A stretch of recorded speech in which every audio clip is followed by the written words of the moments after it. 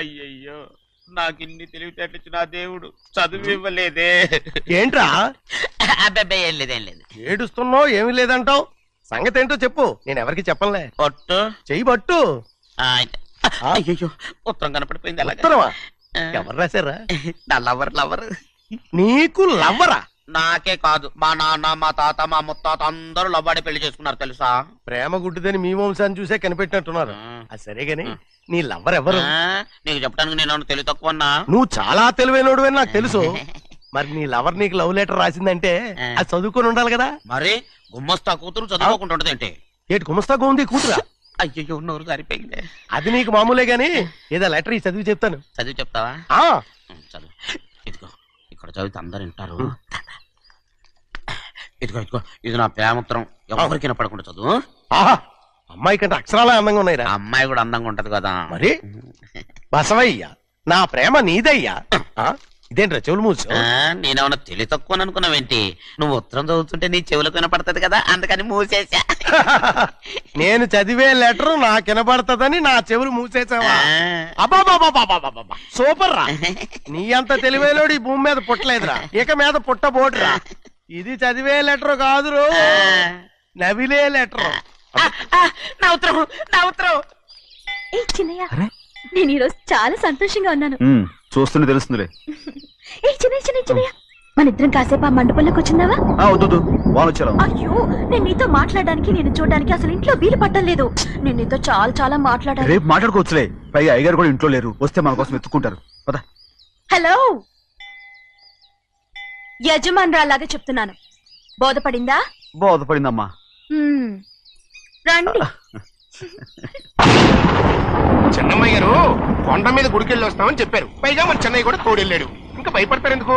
సాయంత్రం నుంచి వర్షం ఆకుండా కురుస్తాను. మధ్యలో కార్ రిపేర్ ఏదైనా అయి ఉంటే ఎందుకైనా మంచిది, ఒకసారి వెళ్ళి చూసేద్దాం. రై, నువ్వు వెళ్ళి బండి తీ. అలాగనే.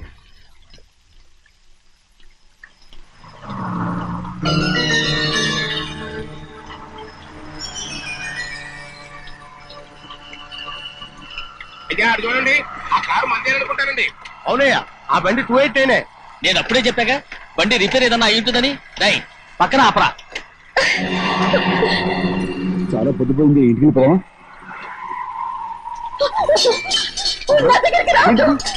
నువ్వు కావాలని కారు రిపేర్ అని చెప్పావు. లెక్క పెడుతున్నావా? నేనా? అమ్మా,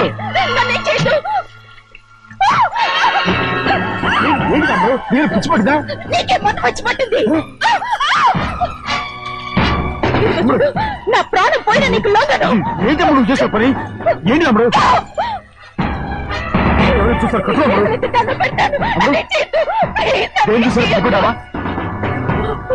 ఎవరైనా వస్తారా? చిన్నయ్య, మా నాన్న ఎంతో నమ్మకం పెట్టుకున్నాడు. నా మాట విను. నేను ఉన్నాను కదా, రాము. నేను ఉన్నానని చెప్పాను కదా. ఎందుకు నువ్వేం భయపడకమ్మడు, నా మాట విను. అమ్మడు ఆడబడుతాయి ఏంటి పిచ్చాలేక?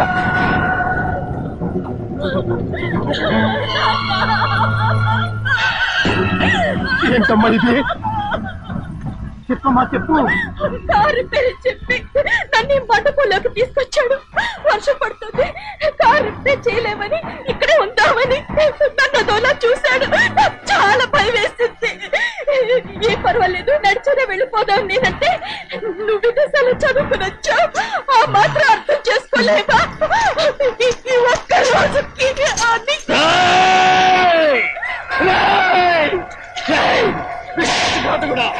ఎంత పని చేశావు? నేను నా బిడ్డలా చూసుకున్నాను. అలాంటిది నా కూతురు వంటి మీద చేస్తావా? నువ్వు మనిషివి కాదురా, నువ్వు మనిషివి కాదు, రాక్షసుడివి. తల్లిపాలు తాగి తల్లిదండ్రులే నీచుడురా. నాకే వచ్చిన నయవచ్చుడురా. ఒరే ద్రోహి, ఇవాళ నుంచి నేను చచ్చిపోయాను అనుకోరా. ఇక నా ఇంటి గడప పక్కతో నిన్ను ఎలా పెంచాను రా? నా సొంత బిడ్డ కన్నా ఎక్కువగా పెంచాను. ఆ ఒకే ఒక్క కారణంగా నిన్ను ప్రాణాలతో వదులుతున్నాను. నేను వాహనాలు చూపించుకో. ఇదే ఇంకోడైతే నువ్వు చేసిన తప్పుకి నరికేసి ఉండేవాడు.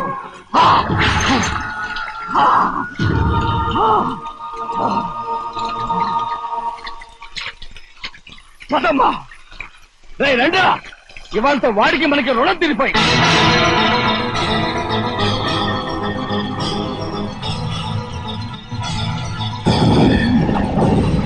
చిన్నబ్బాయి వద్దు చిన్నబ్బాయి, వెళ్ళొద్దు. నా మాట విను. 2 కుటుంబాలు కలవబోతున్నాయి. వద్దు చిన్నబ్బాయి. చిన్న వెళ్ళ చిన్న నా మాట విని చిన్న వెళ్ళ చిన్న వెళ్ళ చిన్న వెళ్ళ చిన్న ఆగో, ఎక్కడికి వెళ్తున్నావు? ఒక నౌకనేదవా? నా అక్క కూతురు ఒంటి మీద చెయ్యేశాడని తెలుసు కూడా నన్ను నోరు మూసుకుని కూర్చోమంటావా? అటు తప్పుకున్నాయా? వాడి కాలో చెయ్యం నరకందే నేను నిద్రపోను. నరికేస్తే నీ పక్క చల్లారిపోతుందా? అందుకని పరువు పైన పర్వాలేదని చేతులు ముట్టు కూర్చోమంటావా? బుర్రుందిరా నీకు? వాడిని చంపేసి జైలుకెళ్ళి కూర్చుంటావా? పర్వాలేదు, జరిగింది విని గాజులు తొడుక్కుని కూర్చోవడం కంటే అదే మేలు. ఊళ్ళో నలుగురు చేత మొహం మీద ఉమ్మయించుకోవడం కంటే జైలుకెళ్ళడమే మేలు. తప్పుకో. వద్దు బాబు, నేను చెప్పేది కొంచెం విను. మా నాన్న చిన్నయ్య నెత్తి మీద పెట్టుకుని ఊరేగాడు. ఇప్పుడు ఆయనే నిజం తెలుసుకుని బయటికి గెంటేశాడు. ఆ శిక్ష వాడికి చాలు. కానీ మీ చెల్లెలు పరువు పోయిందే, దానికి కారణమైన వాడిని నేను ఊరికే వదిలేయాలా? నువ్వు వాడిని నరికేస్తే జరిగింది మాసిపోతుందా? పోదు, కానీ కోపం కొంచెమైనా తగ్గుతుంది కదా. 2 రోజులు ప్రశాంతంగా ఉంటే అన్ని కోపాలు పోతాయి. అవును, నువ్వు కూడా 15 సంవత్సరాలుగా ప్రశాంతంగానే ఉన్నావు. కానీ మీ నాన్నకి నీ మీద కోపం పోనేలేదే. అలాగే నేను కూడా. తప్పుకోవద్దు.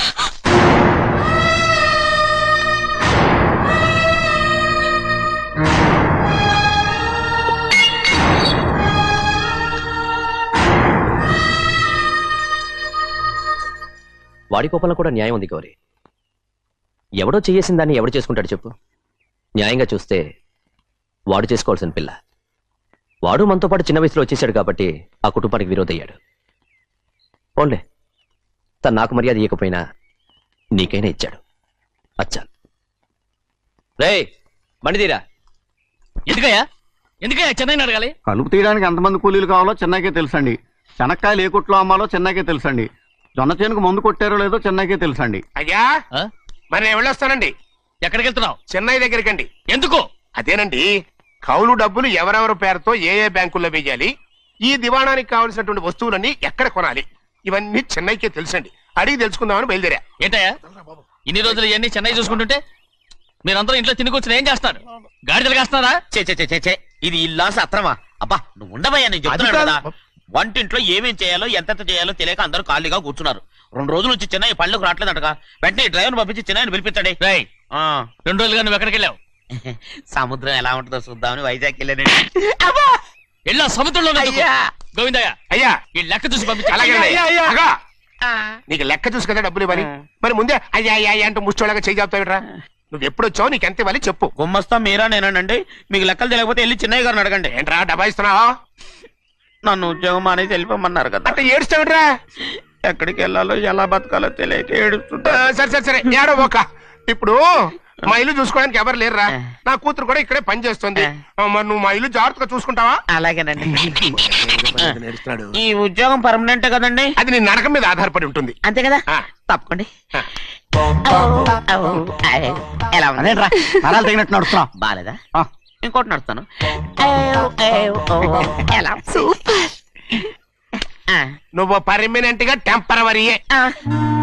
అమ్మా, చెన్నైని ఇంట్లోంచి బయటికి పంపించినంత మాత్రాన నీ ఆత్మ శాంతించదని నాకు తెలుసమ్మా. త్వరలోనే అక్కయ్యని నాన్నని కలిపి మన 2 కుటుంబాలని ఒకటి చేస్తాను. వెనక ముందు చూసుకోకుండా గొడ్డను బాదినట్టు బాధేశారు. కూతురు ఏం చెప్తే నమ్మేటమేనా? అసలు ఏం జరిగింది, ఎలా జరిగిందని ఒక్క మాట అయినా అడిగాడా పెద్ద మనిషి? పోనీ నువ్వైనా చెప్పలేకపోయావేంటి?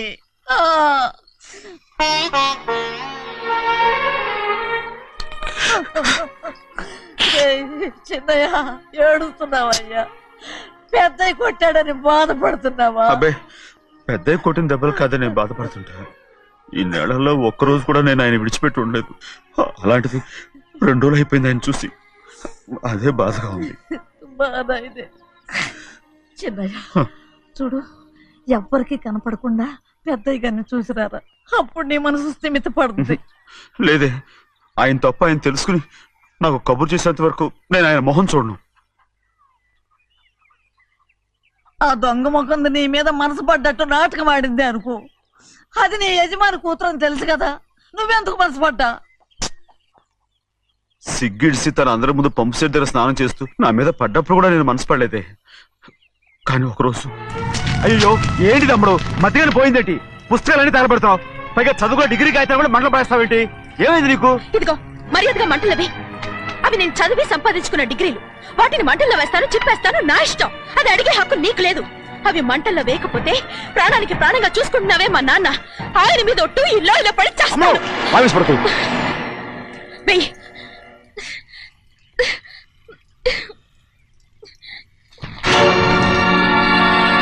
తగలబెడుతుంది నువ్వు చదువుకున్న చదువుని కాదు, మా పెద్దయ్య పెంచుకున్న ఆశల్ని, ఆయన కన్న కళల్ని. పర్వాలేదు,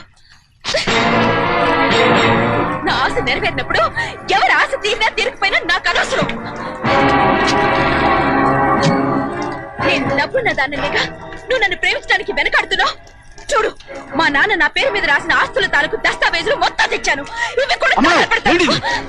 నేను ముందే చెప్పాను, అడ్డొచ్చావో దూకేస్తాను.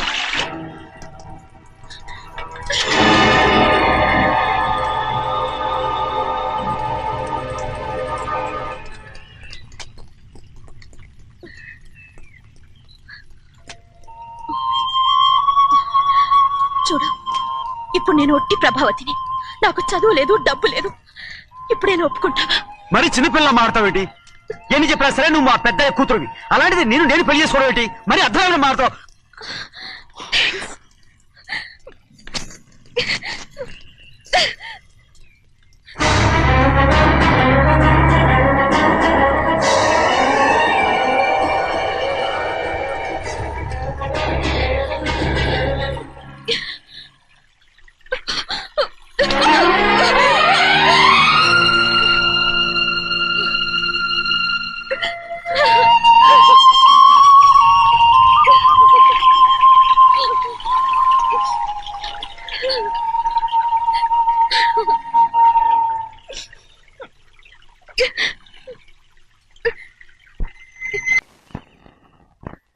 ఆ రోజు తగలబెట్టిన కాగితాలన్నీ నకిలీవైనా ఉండొచ్చు. తనకు తెలుసుగా నేను చదువురాని మొద్దునని. ఆ పాపిష్టిది ఎంత నాటకం ఆడింది, నీ మీద ఎంత పగబోనింది. అసలు నువ్వు చేసిన తప్పేమిట్రా?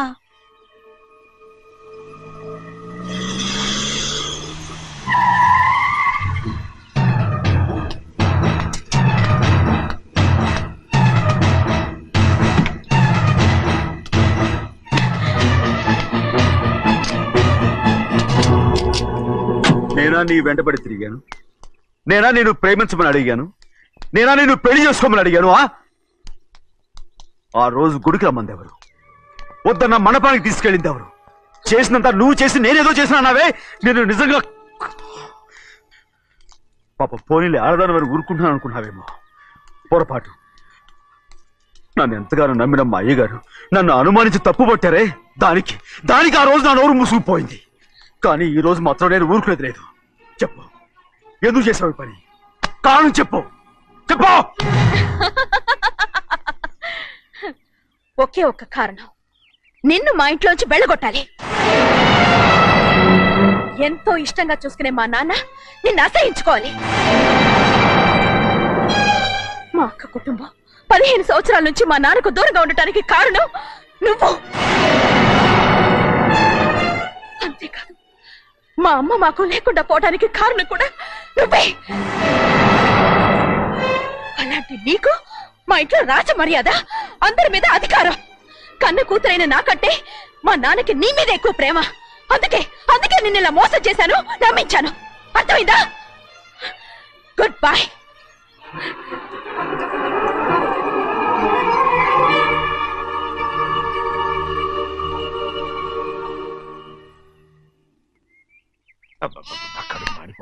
ఏంటి నాన్న, బాగా ఆకలేస్తుందా? అవునమ్మా, ఇడ్లీ దమ్మని ఆ బస్సు గాని పంపించి 2 గంటలైంది. అప్పటికి ఆలస్యం అవుతామని నా బండి కూడా ఇచ్చి పంపించా. సంతోషించాం. ఏంట్రా ఇంత ఆలస్యంగా చచ్చావు? మరి నేను నడిపెత్తుకురా వద్దేంటి? అదే నేనైతే లగెత్తుకెళ్ళి లగెత్తుకు వచ్చేసేవాడిని. అంటే ఈ బండి నడపడం నీ చేత కదా? మరి ఎందుకు తీసుకెళ్ళట్టు?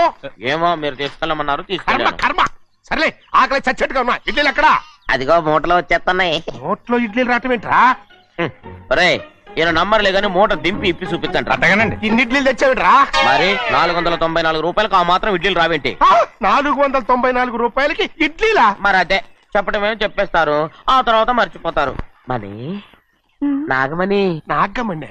ఏంటండి? ఏంటంట? అప్పుడు మీ నాన్న నాతో ఏం చెప్పాడు? ఉండండి ఆలోచించుకుని చెప్తాను. ఏంటమ్మా ఫ్లాష్ బ్యాక్ వెళ్తున్నావా? అవును. బాబా ఆకలేస్తుందిరా. ఆ, ఆ రామస్వామి హోటల్కి వెళ్ళి కాస్త తెచ్చిపెట్టు. నాకు కూడా ఆకలిస్తుందండి. నువ్వేదైనా తిని నాకు మాత్రం ఒట్టి ఇడ్లీ పడరా. ఇదిగో ఈ నోటు ఎంతో తెలుసా? నేనేమన్నా తెలివి తక్కువ అనుకున్నారా? 500 నోటు. అబ్బో నువ్వే దీన్ని అచ్చుకుతున్నట్టుగా మాట్లాడుతున్నావే. చాలా ఆకలేస్తున్నాయి. బండేసుకెళ్ళి తొందర తీసినప్పా. ఇదండి జరిగింది. ఆ, చిల్లర లేదు కదా అని 500 రూపాయలు నోటు ఇచ్చి పంపిస్తే మొత్తం ఇడ్లీలు పట్టుకొస్తా ఉంటా. నీ నోట్స్ చెప్పు తీసుకో. నానా వద్దు నానా, అబ్బా, కొట్టదు నానా. ఆకలేసేస్తుందమ్మా. చట్నీ సాంబార్ ఇదిరా. ఇచ్చాడండి. ఇది నేనే వద్దన్నానండి. ఎందుకని? మరి అదే మళ్ళీ మర్చిపోయారు. ఆ? నాగమణి మీ నాన్న నాతో ఏం చెప్పాడు? అయ్యో అయ్యో చట్నీ సాంబార్లని ఎన్ని సార్లు ప్యాక్ పెట్టుకెళ్తారా? నువ్వేదైనా తిని నాకు మాత్రం ఉట్టి ఇడ్లీ పడరా. ఇదిగో ఆయనకు అర్థమయ్యట్టు మళ్ళీ చెప్పు. నాకు మాత్రం ఒట్టి ఇడ్లీ పడరా. అయ్యో రేయ్, నువ్వు నా కంటి ముందు చెప్పా. ఒళ్ళు మండి నానా, నానా, కడుపు ఆయన కొట్టదు నానా. కాలిపోతుంది. నానా, ఆగండి నానా, ఆగండి నానా. ఆయనతో పాటు నేను బయటికి వెళ్ళిపోతాను. ఎందుకంటే ఆయన్ని నేను వద్దు! మీ దిక్కుమాలిన ప్రేమ కథ వినే ఓపిక ఎవ్వరికి లేదమ్మా. అయినా నువ్వు అనేది ఏముందిలే, అతను లేకుండా నేను బతకలేను అంటావు అంతే కదా? అవునా? ఆ, అయితే ఒక కండిషన్ రా. ఏంటి? నువ్వు చాలా తెలియగలవాడవని ఈ ప్రపంచానికి, నీ ముఖానికి ప్రపంచం దాకా ఎందుకు గాని ఈ ఊళ్ళో నిరూపించుకో. నా కూతురు నీకు ఇచ్చి పెళ్లి చేస్తా. వాకే వెరీ వీచి. అయితే నువ్వు ఇంటి బయటికి వెళ్ళరా. బయటికి రండి. అయ్యయ్యో నా కాళ్ళు చేతులు ఆటం లేదే. మీరెందుకు వచ్చారు అయ్య గారు? కబురు పెడితే నేనే వచ్చేదాన్నిగా. కూర్చోండి అయ్యా, కూర్చోండి. చిన్నయ్య టౌన్కి వెళ్ళాడు, ఏదో కొట్లో పని చేస్తున్నాడు. తలరాత దాన్ని ఎవడు మార్చగలడు? నేనేం వాడిని చూడటానికి రాలేదు, నిన్ను చూడటానికి వచ్చాను. అవును, వారం వారం డబ్బుల కోసం వచ్చేదానివి 2 వారాలుగా ఎందుకు రాలేదు? అయినా నా బాధ్యత నేను చెయ్యాలిగా. ఇదిగో తీసుకో. డబ్బొద్దండి. నీ మనవడిని నేను ఇంట్లోంచి తరిమేశాను వద్దంటున్నావా? ఇది నీ మనవడి కోసం కాదు, నీ కొడుకు కోసం నేను చెయ్యాల్సిన బాధ్యత. ఆనాడు ఊరంతా నా బిడ్డ తప్పు చేశాడన్నా, మీ మనసుకి మాత్రం తప్పు చేశాడనిపించలేదు. ఈ రోజు నా మనవడు కూడా ఏ తప్పు చేయలేదు. ఆ విషయం మీరు తెలుసుకుని వాణ్ణి ఏ రోజు పనిలోకి రమ్మంటారో ఆ రోజే డబ్బు తీసుకుంటాను. నీ మనవడు చేసింది నేను కళ్ళారా చూశాను.